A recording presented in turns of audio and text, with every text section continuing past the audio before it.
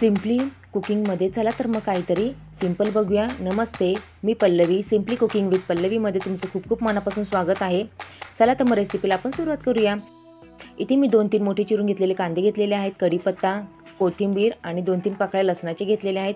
इथे मी 5-6 कुरडई आधीच भिजत घालून ठेवली होती। इथे मी आता एका कढईत 2-3 चमचे तेल घेतलेले आहेत, त्यात जिरी मोहरी टाकून घेते। हे चांगले परतून घेऊ। त्यात आता चिरून घेतलेला लसूण टाकून घेते। फोडणी चांगली बसली पाहिजे। ह्यात आता कढीपत्ता टाकते आणि चांगले याला परतून घेते। आता ह्या तेलामध्ये बारीक 2-3 जे मोठे कांदे मी चिरले होते ते टाकून घेते। तुम्ही बघू शकता कांद्याची क्वांटिटी किती जास्त आहे।